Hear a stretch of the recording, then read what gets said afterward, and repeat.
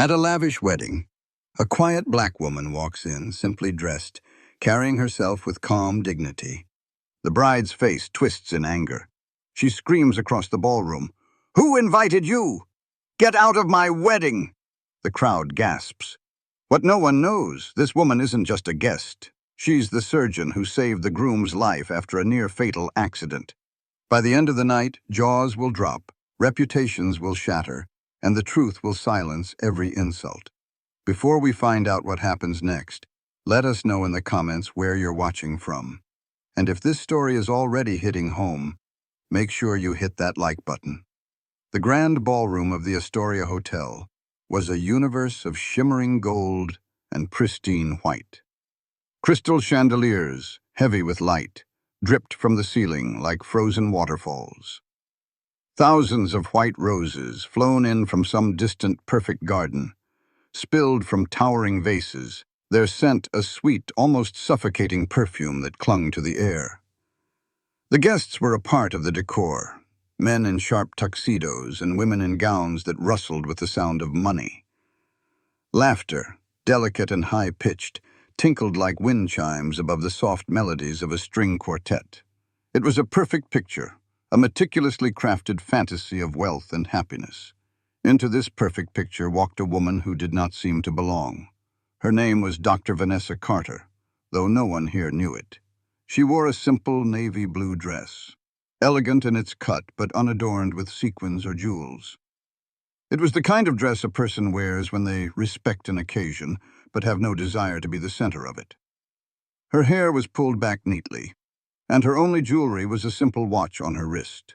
She moved with an unhurried grace, her posture straight, her shoulders relaxed.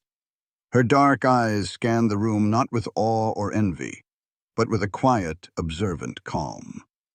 She was looking for one person, the groom, Daniel Whitmore. She had a small, tastefully wrapped gift in her hand, a simple token of congratulations. Her entrance did not go unnoticed. Across the room, standing like a queen surveying her kingdom, was the bride, Emily Whitmore. Her gown was a masterpiece of lace and silk, a cloud of white that was said to have cost more than a luxury car. A diamond tiara glittered in her perfectly styled blonde hair. Her face, which had been arranged in a smile for the photographers, suddenly hardened. The smile didn't just fade, it curdled. Her blue eyes, moments ago bright with joy, narrowed into icy slits. She saw Vanessa, and in that instant, she saw not a person, but a stain on her perfect canvas, a flaw, an intruder. Emily's bridesmaids, a flock of women in identical champagne-colored dresses, noticed the change in her expression. One of them, Jessica, touched her arm. "Emily? What's wrong?" Emily didn't answer. She was a statue of indignation, her painted red lips pressed into a thin, hard line. Her gaze was locked on Vanessa, who was now standing quietly by the guest book, her presence a quiet disruption to the bride's curated perfection. To Emily, the simple dress screamed poverty. The calm demeanor looked like defiance. The woman's skin color was just another detail that made her stand out, another reason she clearly, obviously, did not belong in this room on this day. Emily's day. Without a word to her bridesmaids, Emily began to move. She didn't walk.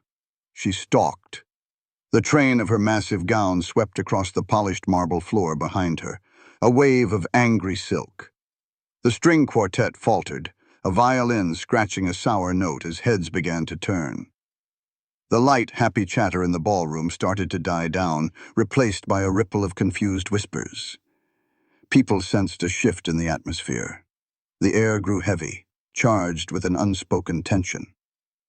Vanessa, who had just set her gift on the table, looked up. She saw the bride approaching, saw the storm brewing on her face. Vanessa's own expression remained neutral, her body language calm. She simply stood and waited. She had faced down death in operating rooms, held literal hearts in her hands. A bride's temper tantrum was not something that could easily shake her. Emily stopped a few feet from Vanessa. She planted her hands on her hips, a gesture of pure, unadulterated arrogance. For a moment, she just glared, letting the silence of the room amplify the drama. The guests were now completely quiet, their eyes wide, watching this bizarre confrontation unfold. Some looked shocked, others morbidly curious. Then Emily's voice, sharp and loud, sliced through the silence. It wasn't a question. It was an accusation. "Who invited you?" The words echoed in the high-ceilinged room. Every guest heard them. Every waiter, every musician, every photographer.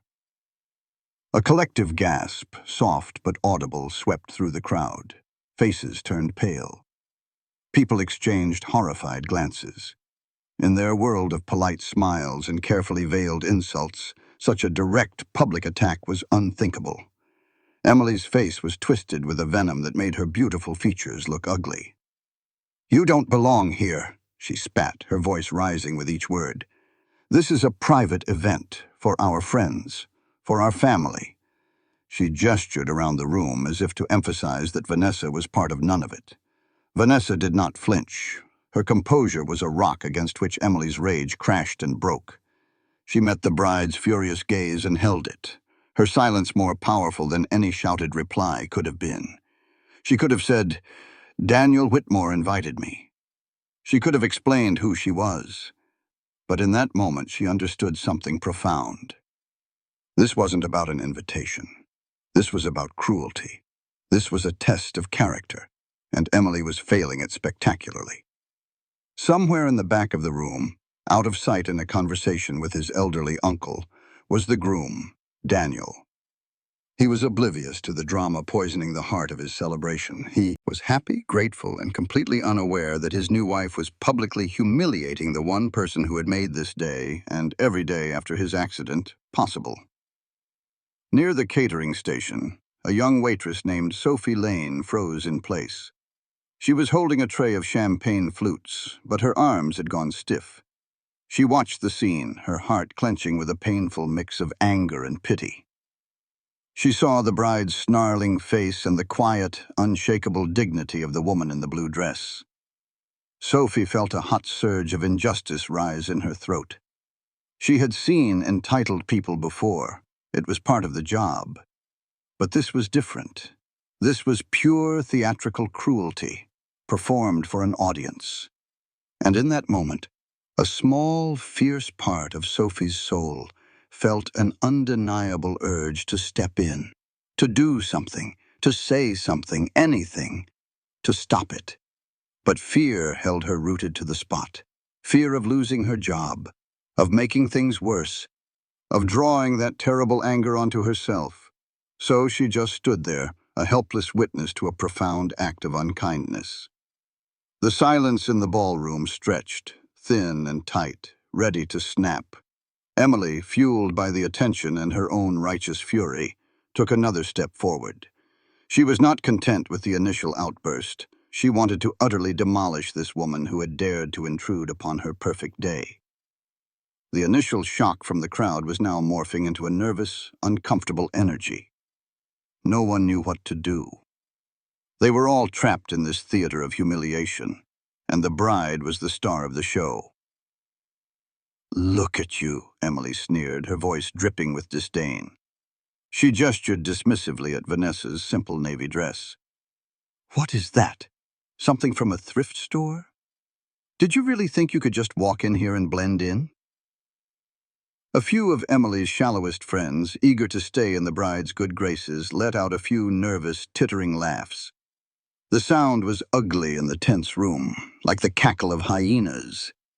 Most guests, however, looked down at their plates or at the floor, their faces etched with discomfort. They were wealthy, they were powerful, but they were also cowards, unwilling to challenge the furious bride on her wedding day. "You're probably some cleaning lady who works in the hotel," Emily continued, her voice growing louder, more performative. "Did you think you could sneak in for some free food and champagne? Is that it? Looking for a handout?" Vanessa remained silent. Her face was a mask of placid control, but inside, a deep sadness settled in her heart. Not for herself. She had endured far worse than petty insults, but for Daniel. He was a good man, a man who had faced death, and emerged with a profound sense of gratitude. How could he have chosen to marry someone so filled with poison? She thought of the long, difficult conversations they'd had in his hospital room, his promises to live a better, more meaningful life. This spectacle was a betrayal of all that. Sophie, the waitress, felt her hands begin to tremble.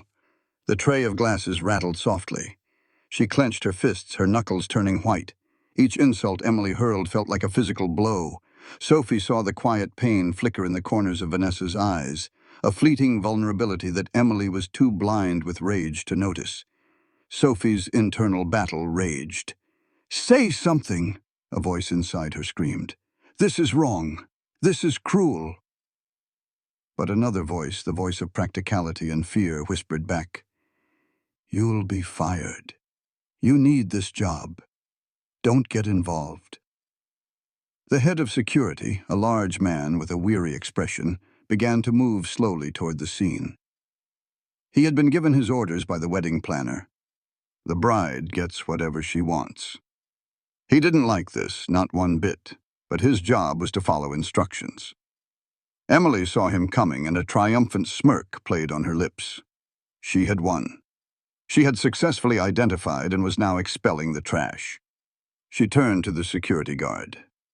"Frank," she commanded, her voice ringing with authority, "escort this person out of my wedding. Immediately."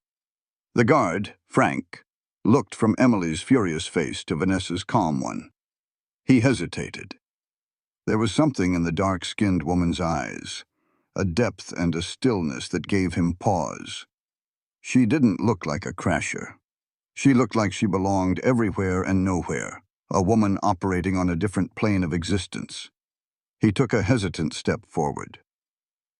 "Ma'am," he said, his voice low and respectful, directed at Vanessa. "I'm going to have to ask you to come with me." This was the moment. The final humiliation, being marched out like a common criminal in front of hundreds of people. The guests held their breath, waiting for the tears, the protest, the inevitable breakdown. But it never came. Vanessa finally spoke. Her voice was not loud, but it was so clear and steady that it cut through the thick tension like a surgeon's scalpel. It carried an authority that silenced the room completely. She did not look at Emily. She did not look at the security guard. She looked out at the silent, watching crowd. "I will leave," she said softly, "when I have said what I came to say." The room froze. The sheer, unexpected audacity of her statement sent a shockwave through the guests. It wasn't defiant in a loud or aggressive way. It was a simple statement of fact delivered with the weight of absolute conviction. It was the voice of someone who was not asking for permission. Emily's jaw dropped. She was momentarily stunned into silence. Who was this woman? Who did she think she was? The cleaning lady was talking back.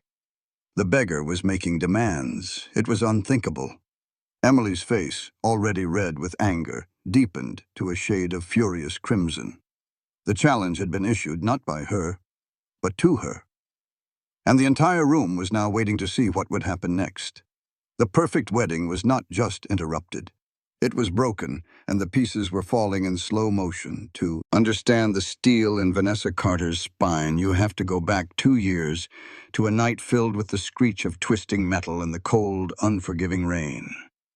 It was a night when Daniel Whitmore, the wealthy tech millionaire, the smiling groom now oblivious in the other room, had ceased to be a name on a business magazine and had become just another collection of broken bones and failing organs on a gurney. His sports car, a sleek silver machine capable of incredible speeds, had met a patch of black ice on a deserted highway. The resulting crash was catastrophic. The car was a mangled wreck, and the first responders who cut him out of it were not optimistic. By the time he arrived at the city's top trauma center, he was bleeding internally. His heart was struggling, and his chances of survival were dwindling with every tick of the clock. In the sterile, brightly lit world of the operating room, titles and bank accounts mean nothing. There is only life and death. And on that night, the person standing between Daniel Whitmore and death was Dr. Vanessa Carter. She was not just a surgeon. She was a legend. The chief of cardiothoracic surgery, a woman whose hands were so steady, whose mind was so sharp, that she was called in for the cases everyone else deemed impossible. She was a pioneer in her field, the holder of multiple patents for surgical devices, and the founder of a non-profit medical foundation that provided life-saving care to underprivileged communities around the world. In the world of medicine, her name was spoken with a reverence usually reserved for Nobel laureates. She was, in every sense of the word, a giant in her field. That night she wore simple blue scrubs, her face obscured by a mask, her eyes focused with an intensity that could burn through steel. For 14 grueling hours, she and her team worked. They repaired the torn aorta, stitched the bruised and battered muscle of his heart, and navigated a minefield of complications that arose one after another. She did not rest. She did not eat. She operated with a sublime, almost artistic precision, her every movement economical and purposeful. She was fighting a war against time, and she was winning. When she finally emerged from the operating room, exhausted but triumphant, Daniel Whitmore was alive. He was broken, but he was alive. In the weeks that followed, as Daniel recovered in the ICU, he learned the name of the woman who had saved him. Dr. Vanessa Carter. He requested to see her. When she entered his private room, dressed not in scrubs but in a professional suit, he was taken aback. She was not what he had expected. She was calm, humble, and spoke with a quiet kindness that belied the immense power she wielded in the operating theater. He tried to thank her, but words failed him. How do you thank someone for your life? He tried to offer her money, a donation, anything. She politely refused. My foundation would be grateful for any support, she said gently. But my work is not for sale, Mr. Whitmore. Seeing you recover is my reward. Over the course of his recovery, they spoke several times. He was fascinated by her dedication, by her serene strength. He learned about her foundation, about her journey to becoming one of the country's top surgeons, breaking barriers of both race and gender along the way. He was humbled by her. His own success, built on code and algorithms, seemed so abstract compared to her tangible, life-altering work. One afternoon, as he was preparing to finally be discharged, he made her a promise. His voice was thick with emotion, his eyes shining with unshed tears. Dr. Carter, he said, I owe you everything. My future. My life. When I get married, I want you to be there, as my guest of honor. I need you there to remind me of what's real, of what truly matters. Vanessa had smiled. That's very kind of you, Daniel, but I'm not much for big parties. Please, he insisted. It would mean the world to me, a promise. You have to promise me you'll come. Reluctantly, moved by his sincerity, she had agreed. I promise. And so, 2 years later, when the thick cream-colored invitation arrived, Vanessa remembered that promise. The audience now knows the secret. They understand the profound, gut-wrenching irony of the scene unfolding in the ballroom. The woman being mocked as a cleaning lady is a multimillionaire CEO of a medical foundation.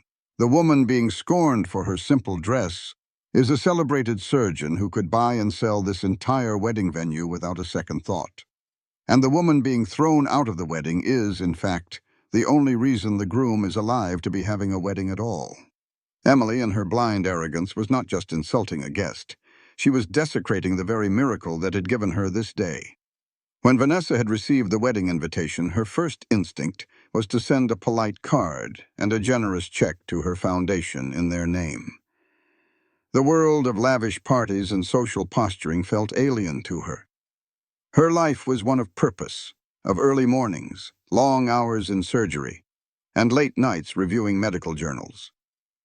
A wedding, especially one of this scale, felt like a frivolous distraction. She had lives to save, a foundation to run, research to oversee. What could she possibly gain from an evening of small talk and champagne? She had placed the invitation on her desk where it sat for over a week. She was busy, and it was easy to let it get buried under patient files and grant proposals.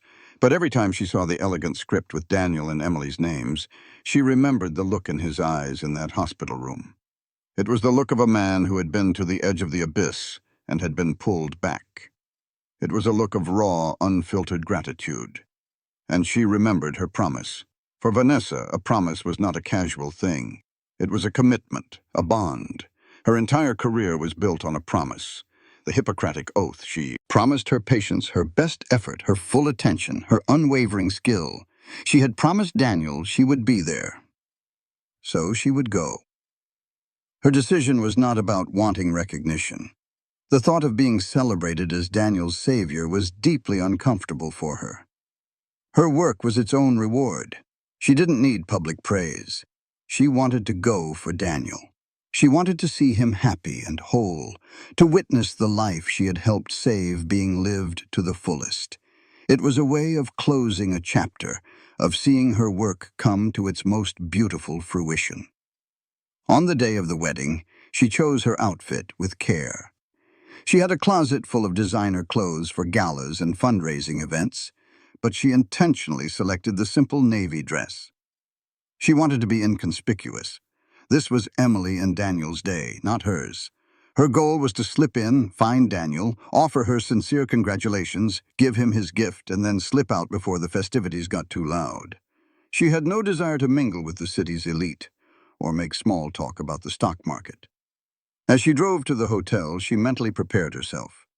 She knew she might feel out of place, but she was armed with a sense of purpose. Her calm demeanor, which Emily had so viciously misinterpreted as the defiance of a low-class intruder, was in fact the product of a life spent in high-stakes environments. When you have held a human heart in your hand, when you have looked a patient's family in the eye and told them you would do everything in your power, the judgment of a spoiled bride at a wedding reception is less than meaningless. It is just noise. This inner strength, this deep well of perspective, was why she didn't react to Emily's insults. Emily's world was a fragile bubble of status, appearances, and social hierarchy. One prick, and it would burst. Vanessa's world was built on a foundation of science, skill, and a profound understanding of life and death. Emily was throwing pebbles at a mountain. The mountain does not notice. It does not care. It simply stands. Vanessa was there to honor a promise, and she would not be deterred by the tantrum of a child in a wedding dress. Her quiet dignity was not an act. It was the very core of who she was. Sophie Lane felt like her feet were glued to the floor. The tray in her hands felt impossibly heavy, each champagne flute a delicate weight threatening to shatter. She was just a waitress, an invisible part of the machinery that made opulent events like this run smoothly. Her job was to refill glasses, clear plates, and smile politely. Her job was not to have an opinion, and it was certainly not to intervene. She was 20 years old, juggling a full-time catering job with night classes at the local community college. Her dream was to become a nurse, a goal that felt a million miles away. Every dollar she earned from long nights spent on her feet went towards tuition and textbooks. This job at the Astoria, with its generous tips from wealthy patrons, was a lifeline. Losing it would be a disaster. It could mean dropping a class, falling behind, maybe even giving up on her dream altogether. And yet, she couldn't look away. The scene playing out in the center of the ballroom was a grotesque parody of everything she thought was decent and right. Emily Whitmore, the bride, was a vision of everything Sophie was taught to resent. Entitled, cruel, and completely unaware of her own privilege. And the woman in the navy dress, the target of all that venom, was the picture of a quiet strength Sophie could only dream of possessing. The way she stood there, absorbing the hate without flinching, was mesmerizing. It was a form of power Sophie had never seen before. Sophie's heart ached for her. She imagined what it must feel like to be publicly humiliated like that, to be judged and dismissed based on the simplicity of your clothes. It felt deeply, personally unfair. It was the kind of casual cruelty she saw glimpses of every day in her line of work. The dismissive wave of a hand, the condescending tone, the way some people looked right through her as if she were a piece of furniture. But this was worse. This was a public execution of someone's dignity. The internal conflict was tearing her apart. Her mind screamed, "Stay out of it! It's not your problem. You can't afford to be a hero." But her conscience, a persistent and nagging voice, whispered a different message. Is this the kind of person you want to be? Someone who stands by and does nothing while another person is hurting? Is this what a future nurse would do? She saw the security guard moving in. She saw the bride's smug, triumphant expression. It was the final straw. Sophie couldn't stop the whole thing, she knew that. But she could do something. One small thing. An act of solidarity. A gesture that said, "I see you. You are not alone." Her decision was made in a heartbeat. With her hands trembling just slightly, she navigated through the silent, gawking guests. She walked to the bar, placed her tray of champagne on the counter, and poured a single glass of chilled water. Her movements were swift and deliberate. She picked up the glass, her resolve hardening with every step she took toward the woman in blue. She approached Vanessa from the side, keeping her head down, trying to remain as inconspicuous as possible. She slipped through the small gap between the crowd and the security guard. She held out the glass of water. Vanessa turned her head slightly, her calm eyes meeting Sophie's nervous ones. Sophie's heart was pounding in her chest. "Here," Sophie whispered, her voice barely audible. "I thought you might want some water." It was a simple, mundane offer, but in the context of the room's hostility, it was an act of profound kindness. It was a lifeline. Vanessa's expression softened. A genuine, warm smile touched her lips for the first time that evening. She took the glass from Sophie's trembling hand. "Thank you," she said, her voice low and sincere. "That is very kind of you." Emboldened by the woman's warmth, Sophie found her voice again. "You don't deserve this," she whispered, a fierce conviction behind her words.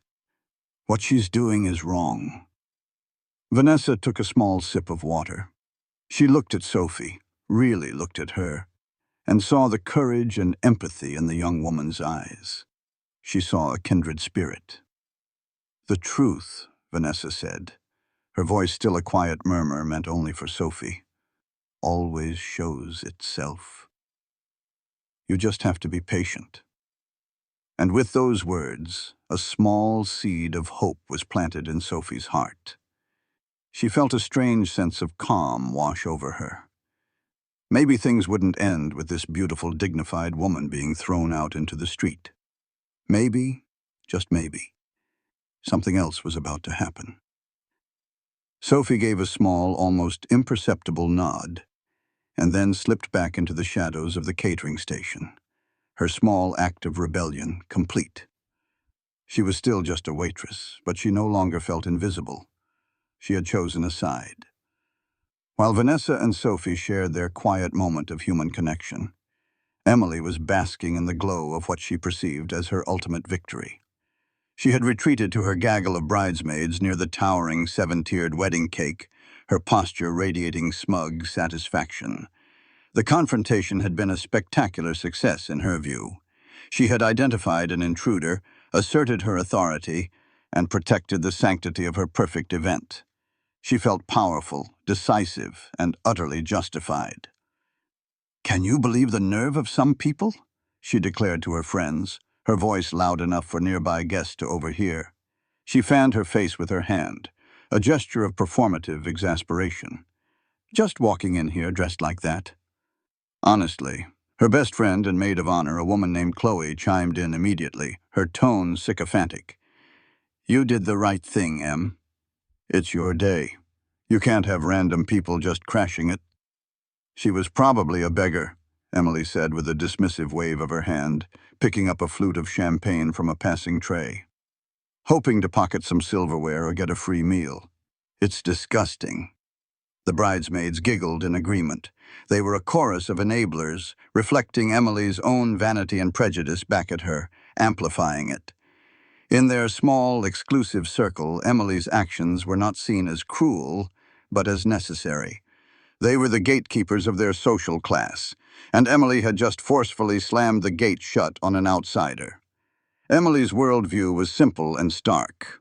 The world was divided into two types of people: people who mattered and people who didn't. People who mattered had money, status, and the right last names. They wore the right clothes, went to the right parties, and married the right people. Everyone else was just part of the background: the staff, the help, the faceless masses. They were to be used, ignored, or if they stepped out of line, removed. Vanessa Carter, in her simple dress and with her unknown face, had been instantly categorized as a nobody. And for a nobody to defy her, the bride on her wedding day, was an offense of the highest order. Emily truly believed she was untouchable. She had married into one of the wealthiest new-money families in the city. Her own family was old money, with a pedigree that stretched back generations. She was beautiful, she was rich, and today she was a bride. In her mind, this combination granted her absolute immunity. She could say what she wanted, do what she wanted, and the world would have to accept it. Her arrogance was a fortress, its walls built of money and privilege, and she felt perfectly safe inside it. But outside her small circle of admirers, the mood in the ballroom had soured. The guests were whispering, and their whispers were not of admiration. They were uneasy. While many of them shared Emily's elitist attitudes, her public display of cruelty had been too raw, too vulgar. It lacked the subtlety they prized. It had shattered the elegant illusion of the evening. An older woman, a distant aunt of the groom, murmured to her husband, "Daniel is such a kind young man. How did he end up with someone so harsh?" A business associate of Daniel's leaned over to his wife. "That was uncomfortable to watch. There's confidence, and then there's just plain nasty."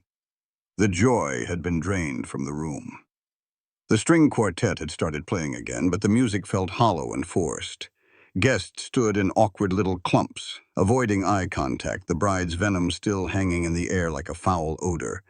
Emily, in her moment of triumph, was completely oblivious to this shift. She was so convinced of her own rightness that she couldn't see the damage she had inflicted, not just on Vanessa, but on her own reputation, and on the very celebration she had tried so hard to perfect. Her arrogance, which she wore like a crown, was not a sign of strength. It was a fatal flaw, and it was cementing her downfall moment by moment, word by venomous word. She laughed again with her bridesmaids, a sharp, brittle sound. She was the queen of a crumbling castle, celebrating a victory that was, in reality, the beginning of her own spectacular end. Just as the tension in the room reached its peak, a figure appeared at the grand archway leading into the ballroom. It was Daniel Whitmore. He had been in a quiet side lounge, sharing a heartfelt moment with his father and grandfather, showing them the antique cufflinks his grandfather had given him. He was smiling, his heart full of a deep, uncomplicated joy. He was married. His life was starting a new, beautiful chapter. He stepped into the main hall, expecting to be greeted by the warm hum of celebration, the sound of music and laughter. Instead, he was met with a wall of silence. The string quartet trailed off mid-note. The low murmur of conversation ceased.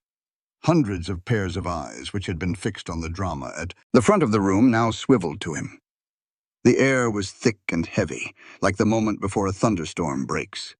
Daniel's smile faltered, his brow furrowed in confusion. "What's going on?" he mouthed to a cousin standing nearby, but the cousin just shook his head, his eyes wide with alarm. Daniel's gaze swept across the room, trying to piece together the strange tableau. He saw his guests standing in stiff, awkward postures. He saw the musicians with their bows frozen over their strings. And then he saw it. At the far end of the ballroom, near the entrance, stood a small group of people. He saw his new wife, Emily, her face a mask of fury. He saw two of the hotel's security guards standing nearby, looking deeply uncomfortable. And he saw a woman in a simple navy blue dress standing with a quiet, unshakable stillness. It took his mind a second to process the image. His brain, still buzzing with happiness and champagne, struggled to connect the dots. Then a jolt went through him, sharp and electric. He recognized the woman. It was Dr. Carter. The color drained from his face. A cold dread, icy and immediate, seeped into his bones. Dr. Carter. Here. Looking cornered. Why did she look cornered? Why was Emily so angry? Why were there security guards? He started walking forward, his pace quickening with each step. The crowd parted for him like the Red Sea, their faces a mixture of pity and morbid curiosity. "Emily," he said, his voice tight. "What's going on? What happened?" Emily turned to him, and the furious expression on her face softened into a triumphant smirk. She was expecting praise. She was expecting him to be proud of her for protecting their special day. "Oh, Daniel, thank goodness you're here," she said, her voice cloying and sweet. "I'm just taking care of a little problem. Don't worry about it." She gestured toward Vanessa with a flick of her wrist as if shooing away a fly. "I'm just removing an uninvited guest who crashed our wedding." Daniel stopped dead in his tracks. The words hit him like a physical blow. Uninvited guest. Crashed our wedding. He looked from Emily's smiling, expectant face to Dr. Carter's calm, patient one. The pieces of the puzzle slammed into place with a horrifying, sickening crash. Emily didn't know. Of course she didn't know. He had told her the story of his accident, of the brilliant surgeon who saved him, but he had never shown her a picture. He had added Dr. Carter's name to the guest list himself, marking it as VVIP. Emily, who had overseen every other detail of the wedding, must have assumed it was a business acquaintance, or she simply hadn't paid attention. He felt the blood rush to his head, a hot wave of shame and horror. "Emily," he began, his voice barely a whisper. "What did you do?" From her hiding spot near the catering station, Sophie watched, her heart pounding against her ribs so hard she thought it might break. This was it, the moment of truth. The groom was here. He knew she could see it on his face. The whole ugly, terrible situation was about to explode. The guests were completely speechless, a silent, captive audience to the final act of a tragedy they didn't yet understand. Vanessa watched Daniel's face change, saw the dawning horror in his eyes. She felt a pang of sympathy for him. This was his wedding day, and it was being irrevocably tainted. But she did not step forward to rescue him. She did not rush to explain. She had tried to remain inconspicuous, to honor her promise quietly. That was no longer an option. The situation had escalated beyond a simple misunderstanding. It had become a public spectacle of cruelty, and now it required a public resolution. She held her ground, calm and composed. She stepped slightly to the side, creating a small pocket of space for herself away from the security guards. Emily, still blissfully ignorant of the catastrophe she had created, misinterpreted this movement as a sign of surrender. "See, Daniel?" Emily said with a smug little laugh. "She knows she's been caught. Just give Frank the word and he'll have her out of here." But Vanessa wasn't surrendering. She was taking control. With a slow, deliberate movement, she reached into her simple handbag and pulled out her phone. It wasn't the latest model, not some flashy jewel-encrusted device. It was a practical, functional tool, like everything else in her life. The guests watched, mesmerized. What was she doing? Who could she possibly be calling? Emily rolled her eyes in theatrical disbelief. "Oh, for heaven's sake," she scoffed loudly, playing to the crowd. "What are you going to do now? Call the police? Go ahead. Call whoever you want. It won't change the fact that you're getting thrown out of my wedding." Vanessa ignored her. Her fingers moved deftly over the screen, selecting a number from her contacts. She lifted the phone to her ear. The room was so quiet that the small electronic tone of the ringing phone was clearly audible. Daniel watched, his heart sinking with every ring. He had a terrible sinking feeling he knew who she was calling. The call was answered on the second ring. Vanessa's voice, when she spoke, was as calm and even as it had been all evening. It was the voice of a surgeon in command of her operating room, a voice that conveyed absolute authority without ever needing to be raised. "Hello, Mr. Harrison," she said. "Yes, it's Vanessa Carter." A tremor of recognition went through a small portion of the crowd. The business people, the investors, the tech world insiders who were Daniel's colleagues. Harrison? As in Mark Harrison, the chairman of Daniel's board? "I apologize for calling you during the reception," Vanessa continued, her tone polite but firm. "I am downstairs in the main ballroom. There seems to be a significant misunderstanding that requires your immediate attention. Could you and Mr. Davies please come down here?" "Thank you." She ended the call and slipped the phone back into her handbag. Then she looked up, her gaze steady, and waited. She had said, "Let's settle this properly." And that is exactly what she intended to do. Emily's mocking smile faltered. She didn't know a Mr. Harrison or a Mr. Davies personally, but she recognized the names.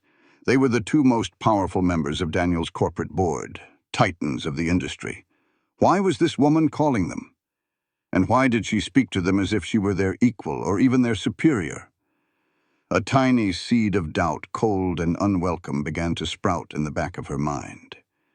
Daniel felt a wave of nausea. It was worse than he thought.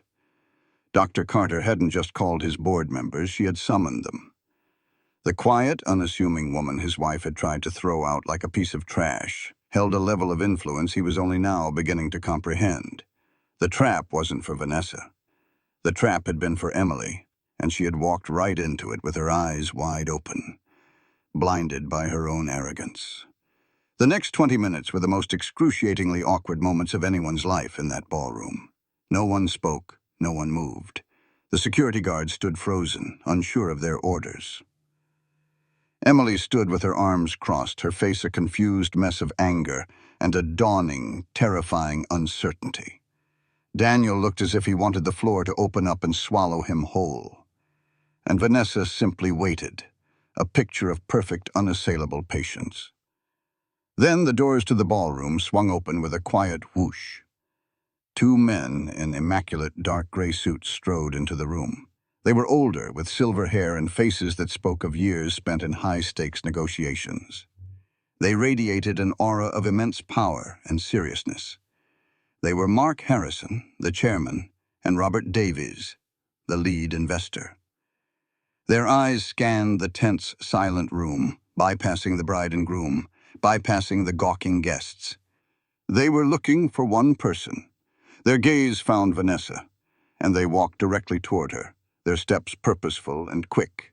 They stopped in front of her. They did not offer a handshake. They offered something far more significant in their world: deference. "Dr. Carter," Mark Harrison said, his voice a low, respectful baritone, "we came as soon as we got your call." "Is everything all right?" A collective audible gasp rippled through the crowd. Whispers erupted like wildfire. "Dr. Carter?" They called her Dr. Carter. Why does Mark Harrison look like he works for her? What in the world is going on? Emily's face had gone from confused to completely pale. The last vestiges of her arrogance crumbled away, replaced by a stark, naked fear. She looked at Daniel, her eyes pleading for an explanation. But Daniel couldn't meet her gaze. He was looking at the floor, his shoulders slumped in utter defeat. The board members had arrived. The stage was set. The carefully constructed world of Emily Whitmore was about to be brought crashing down around her.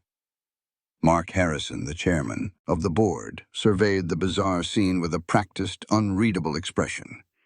He saw the furious bride, the shell-shocked groom, and the esteemed Dr. Vanessa Carter, who looked as serene as if she were merely waiting for a cup of tea. He was a man who detested public spectacles, especially ones that could affect his company's reputation. "Perhaps," he suggested, his voice calm but carrying an undeniable command, "we could all step into a side room to discuss this matter privately." It was not a request. It was an order. Without a word, he turned and led the way toward a small private hall just off the main ballroom, a room typically used for VYPS to retreat from the noise. Mr. Davies followed. Vanessa moved with them, her steps light and unhurried. Daniel, looking utterly broken, followed behind her. Emily, her mind reeling with a confusion so profound it made her dizzy, was the last to move. For a moment she seemed rooted to the spot, unable to process what was happening. Her maid of honor, Chloe, gave her a gentle push. "Go on," she whispered, her own face now pale with anxiety. Emily stumbled after them, her enormous wedding gown suddenly feeling like a lead weight. She walked into the small, elegantly appointed room, expecting... She didn't know what to expect. An apology, perhaps? An explanation for this bizarre interruption? She was still clinging to a tiny, desperate shred of the belief that she was the victim here. Vanessa sat down in one of the plush armchairs. The two board members remained standing, flanking her like a royal guard. Daniel leaned against a wall, his head in his hands. And from the hallway, just out of sight, Sophie Lane peered through the crack of the slightly ajar door. Her heart was a frantic drum against her ribs. She had to see this through. She had to know how the story ended. Emily, summoning the last dregs of her shattered arrogance, decided to go on the offensive. It was the only way she knew how to operate. "I'm glad you're all here," she began, her voice a little too loud, a little too shrill. She pointed a trembling accusatory finger at Vanessa. "Because this needs to be dealt with. This woman, this fraud, crashed my wedding. She has no invitation. She refused to leave. She has been incredibly disruptive and has ruined the most important day of my life." She looked from Mr. Harrison to Mr. Davies, expecting them to nod in agreement to share her outrage. Instead, they exchanged a look. It was a glance of pure, unadulterated shock. But the shock was not directed at Vanessa. It was directed at Emily. They looked at her as if she had just grown a second head. Emily faltered, the confused silence in the room unnerving her. "She's probably looking for a payout," she stammered, her accusations growing more desperate. "Trying to sue us for some imagined slight. I was just protecting my family. I was protecting Daniel's reputation." At the mention of his name, Daniel finally looked up. His eyes were red-rimmed, filled with the despair so deep it was painful to see. Mr. Harrison cleared his throat. He looked at Emily with an expression of cold pity. "Mrs. Whitmore," he said, the title sounding like an insult, "I think you are operating under a grave misapprehension." The trap had been sprung. Emily had ranted, she had accused, she had exposed the full, unvarnished ugliness of her character in front of the very people she should have been trying to impress. She had sealed her own fate. And now, it was time for the truth to be revealed. The room fell into a deep, profound silence. All eyes were on Vanessa Carter. She rose from her chair, her movements slow and graceful. She was no longer just a woman in a simple dress. In that moment, she commanded the room with a power that had nothing to do with wealth or volume. It was the power of truth. She looked directly at Emily, her gaze not angry, not vengeful, but filled with a kind of weary sadness. "My name," she said, her voice clear and steady, resonating in the quiet room, "is Dr. Vanessa Carter. I am a cardiothoracic surgeon at City General Hospital." Emily's brow furrowed. The name meant nothing to her. A doctor? So what? "2 years ago," Vanessa continued, her voice unwavering, "your fiancé, Daniel, was brought to my hospital after a car accident that should have ended his life. He was bleeding internally, his heart was severely damaged, and he had less than a 10% chance of survival." A single sharp gasp escaped Emily's lips. Her eyes darted to Daniel, who was now staring at Vanessa, his face a mask of pained reverence. "I led the surgical team," Vanessa said, "that spent 14 hours in the operating room. 14 hours putting his heart back together. 14 hours fighting to keep him alive." The full weight of her words finally landed. They hit Emily like a physical force, knocking the air from her lungs. The color drained completely from her face, leaving it a waxy, sickly white. Her mouth opened, a silent O of horror, but no sound came out. The cleaning lady, the beggar, the fraud. This woman. This woman had held Daniel's life in her hands. Daniel stepped forward, his own voice breaking with emotion, thick with unshed tears. "It's true, Emily," he said, his words a death knell for their marriage. "Everything she says is true. This is Dr. Carter. She saved me." He took another step, closing the distance between himself and Vanessa. "Without her," he said, his voice growing stronger, filled with a conviction that shook the room, "I wouldn't be standing here today. Without her, there would be no wedding. There would be no me." The revelation was like a bomb detonating in the small room. The truth, in its devastating simplicity, laid waste to all of Emily's lies, all her prejudice, all her petty cruelty. She had not just insulted a guest, she had humiliated her husband's savior. Vanessa then added one final quiet detail. "I am also the founder and CEO of the Carter Medical Foundation, the foundation to which your family and Daniel's company are major donors." Mark Harrison and Robert Davies nodded grimly. The Carter Foundation was one of their most significant philanthropic partnerships. Dr. Carter wasn't just a surgeon they respected. She was a powerful and influential partner. Emily staggered backward, her hand flying to her mouth. She bumped into a small table, rattling a vase of flowers. She looked from Vanessa's powerful, calm face to Daniel's heartbroken one, to the board members' disgusted expressions. She saw her entire world, her perfect, carefully constructed world, shattering into a million pieces. The guests in the main hall, who had been straining to hear, began to murmur as the shocking truth rippled outward from the small room. The humiliation she had tried to inflict on Vanessa had ricocheted back, hitting her with a force 100 times stronger. She was exposed, shamed, and utterly, completely alone. The truth, once revealed, could not be contained. It exploded from the small side hall and tore through the wedding reception, passed from guest to guest in horrified whispers. The story was so dramatic, so unbelievable that it took on the quality of a legend in the making. The bride had tried to throw out the very surgeon who had saved the groom's life. The sheer poetic justice of it all was breathtaking. Daniel, his face a grim mask of resolve, walked out of the room and back into the main ballroom. He stepped onto the small stage where the band was supposed to be playing. He took the microphone. The room fell into a dead, expectant silence. "I owe you all an apology," he began, his voice shaking but clear. "You came here to celebrate a marriage. But what you have witnessed instead is an act of unforgivable cruelty."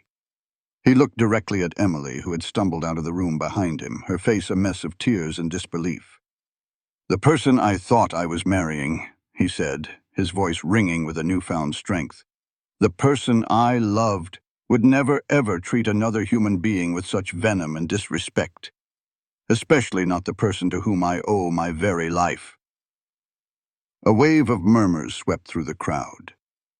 "This wedding is over," Daniel declared, his voice firm. "The marriage is over. I cannot, and I will not, bind my life to someone with such a profound lack of character, compassion, and basic human decency." A collective, unified gasp echoed through the hall. It was the sound of a scandal being born.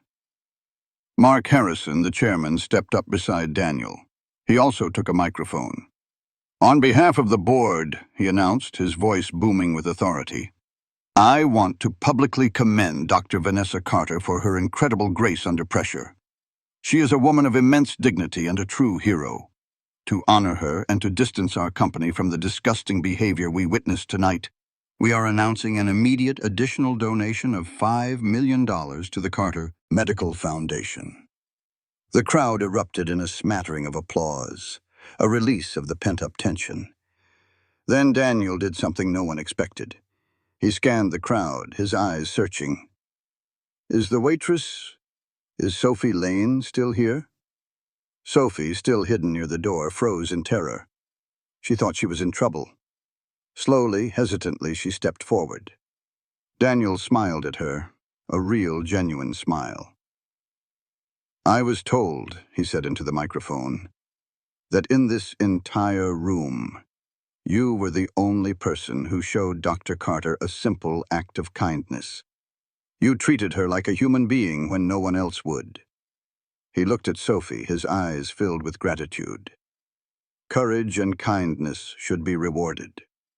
My family's foundation will be granting you a full scholarship to the university of your choice to study whatever you wish for as long as it takes. Your education is completely paid for." Sophie's knees went weak. She brought her hands to her face as tears of pure, overwhelming joy streamed down her cheeks. Her dream, the one that had seemed so far away, had just come true in the most unimaginable way. All eyes now turned to Emily. She was a statue of humiliation, her perfect makeup ruined by her tears, her expensive dress now looking like a costume for a tragedy. She was a pariah in her own wedding. She tried to speak, to apologize. "Daniel, please," she sobbed. "I'm sorry. I didn't know. I didn't know who she was."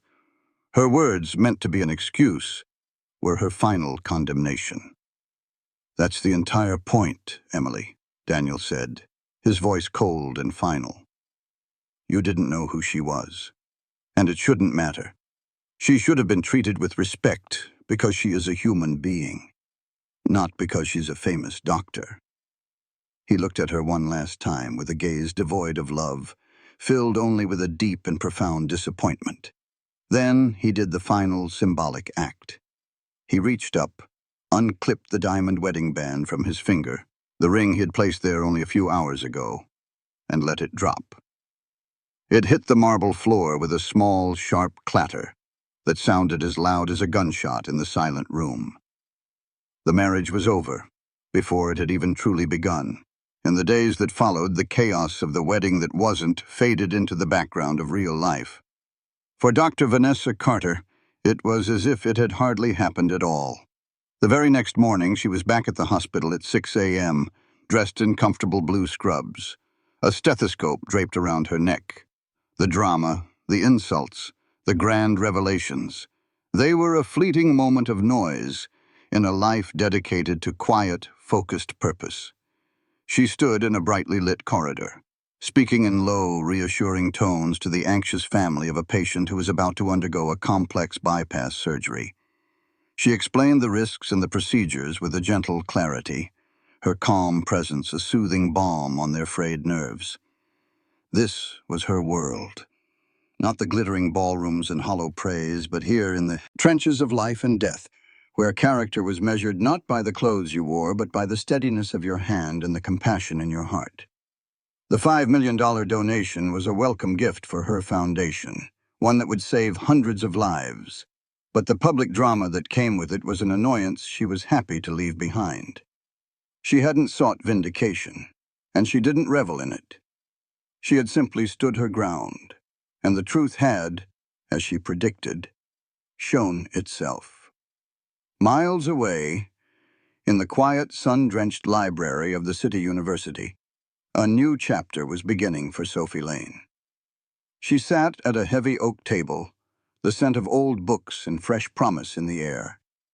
In front of her was a stack of brand-new textbooks, their spines uncreased, their pages filled with the knowledge that would pave the way to her future. She ran her hand over the cover of an anatomy textbook, a small, incredulous smile on her face. A few days ago, this had been a distant dream, something to be scraped and saved for over years of exhausting work. Now it was her reality. Her one small act of courage, of offering a glass of water to a stranger in distress, had changed the entire trajectory of her life. She had learned a lesson more valuable than anything in those books. Kindness was not a weakness, but a quiet, formidable power. And in a sterile, glass-walled office high above the city, Daniel Whitmore sat staring out at the skyline. The lavish wedding gifts were being returned, the honeymoon tickets cancelled, the legal papers for an annulment being drawn up. There was a deep sadness in him, a grief for the future he thought he was building. But beneath the sadness, there was also a profound sense of clarity. The ordeal had been a painful public crucible, but it had burned away the illusions. He had been in love with a beautiful facade, and he had been shown the ugly truth beneath.